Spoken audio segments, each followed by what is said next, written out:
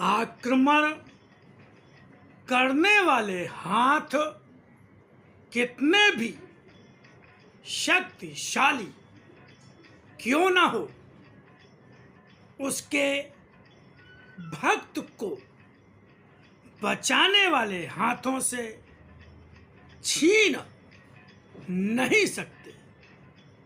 वे ही हाथ जिसकी रक्षा में होते हैं, उस तक पहुंचने वाले हाथ को काट कर भी रक्षा कर देते हैं।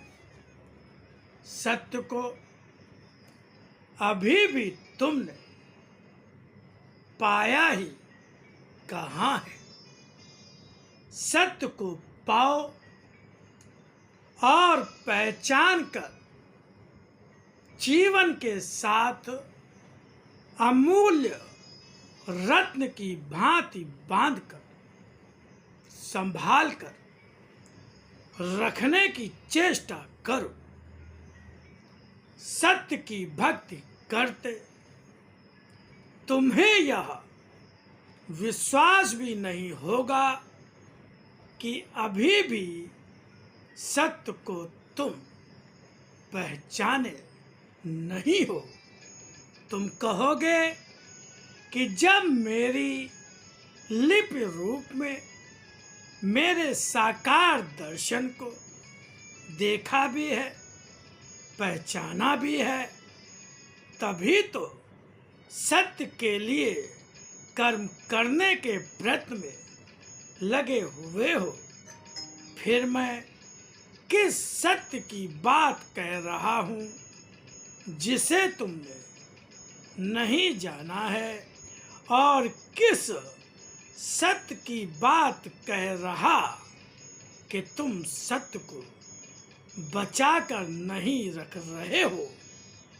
आज वह बताता हूँ। संसार में रहते हुए वह सत्य जो हर क्षण तुम्हारे साथ ही रहता है, वही तुम्हारे अत्यंत निकट भी है, और उसे ही अगर पहचान जाओ तो सृष्टि में फैले सत्य को आप ही समझ भी जाओगे। आत्मा और शरीर से बना हुआ ही रूप है जिसे अपना शरीर कहते हो, और तुम्हारा संसार तुम्हें उसी एक नाम से तुम्हें पहचानता है जिसे तुम्हारा नाम कहा जाता है। आत्मा सत्य और शरीर असत्य है। तुम शरीर और आत्मा में से किसे अधिक जानते हो, किस पर अधिक विश्वास करते हो, और किसे बचाकर रखने की चेष्टा भी करते हो। आत्मा और शरीर में से कौन शेष रहता है, कौन नष्ट हो जाता है। आत्मा अक्षय और अनंत है, शरीर नाशवान और सीमित अवधि से बंधा। शरीर नाशवान और सीमित अवधि से बंधा हुआ है। आत्मा और शरीर में से ही कौन अधिक शक्तिशाली और मूल्यवान है। तुम्हारी प्रवृत्ति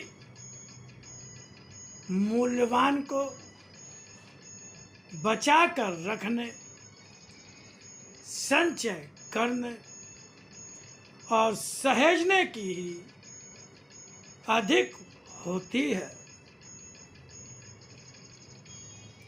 तुम्हारी सत्य की पहचान हो गई होती तो सत्य जितना जो भी बटोरते हो बचा कर रखते, उसे बिखरने नहीं देते।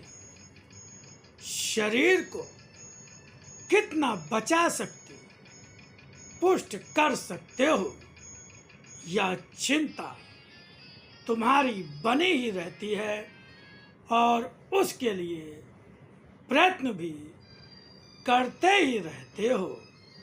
शरीर अपना हो या तुम्हारे अपनों का, तुम्हारे लिए तो प्यारा है ही, किंतु क्या कभी अपनी आत्मा से भी प्यार किया है? शरीर में जो कुछ है वह सब कुछ तुम्हें प्यारा है, मगर उसे बचाकर नहीं रख पाओगे। संसार का कोई भी सुख स्थायी नहीं है, क्षय होता रहता है। क्षय होते होते एक समय पर आकर वह सुख पूरे का पूरा खर्च हो जाता है। तब सुख कहाँ मिलेगा?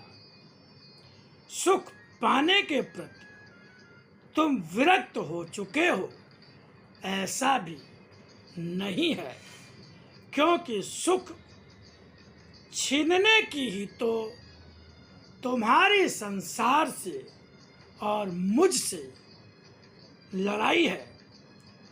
तुम्हारे सारे संबंधों का आधार तुम्हारे सुख पाने की इच्छा ही तो है, जो तुम्हें सुख के और अपने बीच की जैसी दूरी दिखाई देती है, उसके प्रति तुम्हारे मन में शत्रु भाव पैदा हो जाता है।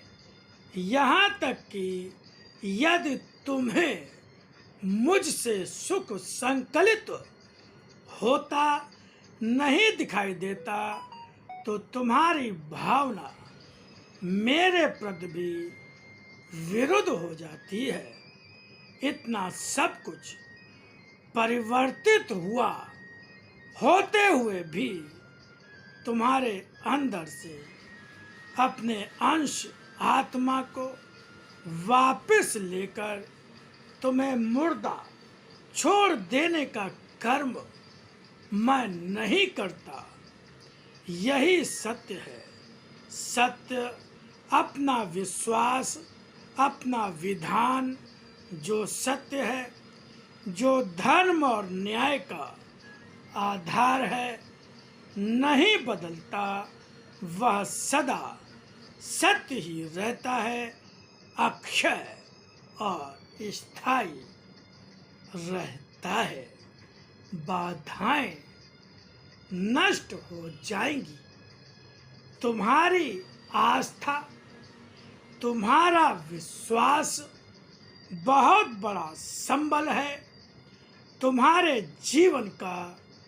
जीने की राह की बाधाओं को पार करने के लिए, और वाणी स्वयं प्रकाश है जीवन के उन मोड़ों को पार करने के लिए जो राहें ही अंधेरी हैं। तुम्हारी आस्था ही अगर अंधी और विश्वास सच्चा है तो जीवन में निराशा कभी नहीं होगी और न ही जीवन बाधाओं से टकराएगा।